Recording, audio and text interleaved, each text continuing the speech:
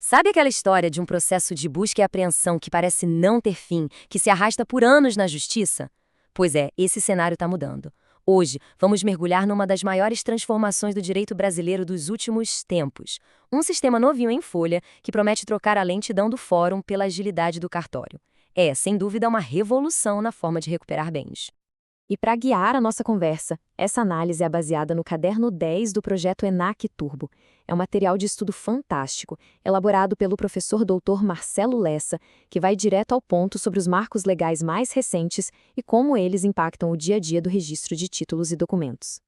Bom, a nossa análise está dividida em 5 partes bem diretas. Primeiro, a gente vai entender a tal dor de cabeça judicial que existia. Depois, vamos conhecer a via expressa criada pela nova lei. Na sequência, vamos detalhar o passo a passo desse novo processo. A gente também vai ver qual é o motor digital que faz tudo isso acontecer e, claro, no final, aquelas pegadinhas de concurso que todo mundo precisa saber. Vamos começar pelo problema. Para a gente ter a dimensão exata dessa mudança, é fundamental voltar um pouquinho e encarar o verdadeiro labirinto que era recuperar um bem pela via judicial. Era um caminho cheio de obstáculos que, felizmente, a nova lei veio para desobstruir. O caminho tradicional era, na prática, um gargalo gigantesco. Processos que se arrastavam, custos que iam se acumulando e, claro, um sistema judiciário que já estava mais do que sobrecarregado. Em contraste, a promessa do novo caminho extrajudicial é justamente o oposto: agilidade, eficiência e uma solução muito mais direta, sem precisar bater na porta do tribunal. E agora, vamos falar da solução. A lei que criou uma verdadeira via expressa para os credores. Uma lei que mudou completamente as regras do jogo da recuperação de crédito aqui no Brasil. A Lei 14.711 de 2023, conhecida como Marco Legal das Garantias, é o grande ponto de virada. Ela basicamente cria um atalho, a possibilidade de retomar um bem, como um carro financiado, por exemplo, direto no cartório de registro de títulos e documentos, o famoso RTD. Tudo isso sem precisar acionar a justiça. Então, atenção aqui, porque esse é um ponto crucial. Essa via expressa não é automática, não. Para que ela seja uma opção válida, o contrato de financiamento precisa ter uma cláusula específica bem clara, autorizando o procedimento extrajudicial. É uma escolha do credor, que agora pode optar entre o caminho do cartório ou o caminho tradicional da justiça. Ok, agora vamos mergulhar em como esse novo processo realmente funciona na prática, etapa por etapa. É aqui que a gente vê a mágica da desjudicialização acontecer. O mais interessante aqui é como o fluxo todo foi desenhado. Começa com o credor fazendo o pedido de forma eletrônica. Daí o cartório notifica o devedor que tem um primeiro prazo para pagar. Se não pagar, o bem passa oficialmente para o nome do credor. A partir daí, o próprio oficial do cartório pode ir atrás do bem e realizar a busca e apreensão. E mesmo depois disso, ainda existe uma última chance para o devedor resolver tudo. Se nada disso der certo, aí sim o credor pode vender o bem. Esse é o primeiro número que precisa ficar na memória: 20 dias.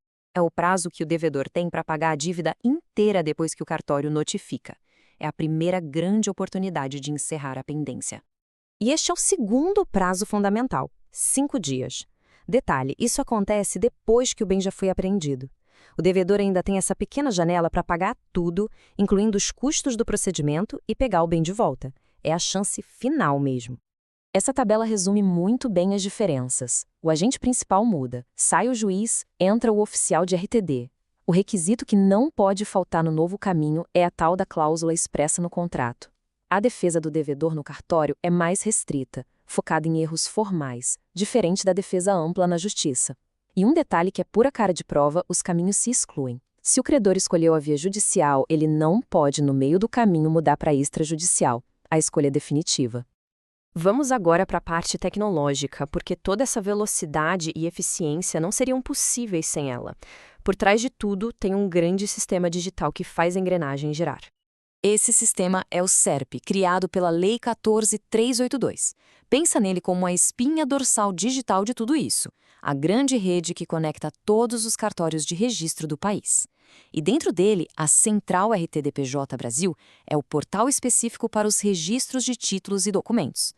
É o SERP que permite que um procedimento comece numa cidade e termine em outra, de um jeito 100% eletrônico.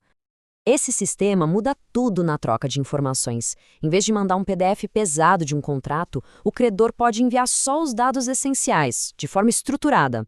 E o mais incrível é a desmaterialização. Uma pessoa pode levar um contrato de papel a um cartório, o oficial digitaliza aquilo com fé pública e envia eletronicamente para ser registrado em qualquer outro lugar do Brasil, com a mesma validade do original. É o fim da burocracia física. Agora sim, chegamos na hora da verdade para quem estuda para concursos. Como o professor Lessa sempre alerta, é nos detalhes que as bancas como a FGV adoram focar. Vamos ver alguns pontos que são prato cheio para uma boa questão de prova. Essa é uma pergunta clássica de competência. Imagina a situação. O processo começa em um lugar, mas a ação final, a apreensão em si, vai acontecer em outro. E aí? De quem é a responsabilidade? A resposta é direta. A apreensão é feita pelo oficial do cartório do local onde o bem foi efetivamente encontrado. É ele quem tem a competência territorial para agir naquela cidade.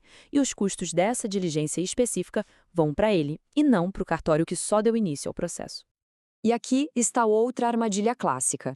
E se o bem não estiver com o devedor, mas com uma terceira pessoa? A resposta está no registro. O oficial só pode apreender esse bem se o contrato estiver devidamente registrado no RTD.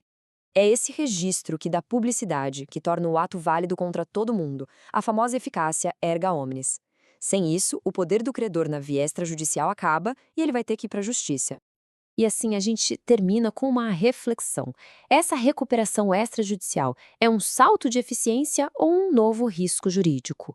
Não há dúvida de que o sistema acelera e muito a recuperação de crédito, o que é ótimo para a economia. Mas, por outro lado, ele também abre todo um debate sobre garantias e o direito de defesa.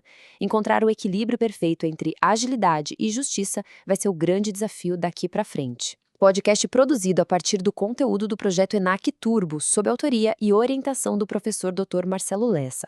Se esse conteúdo ajudou, não esqueça de se inscrever no canal e ativar o sininho das notificações. Assim, o YouTube avisa imediatamente assim que o próximo resumo for liberado. Até a próxima!